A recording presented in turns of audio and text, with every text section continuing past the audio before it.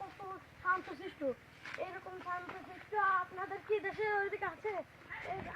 আমরা এই মাধবপুর কলা বাগানে এসেছি, দেখতে অনেকটাই অনুভূতি। এই যে যেমন ঠান্ডা হাওয়া বইছে, শান্তশিষ্ট ভাবে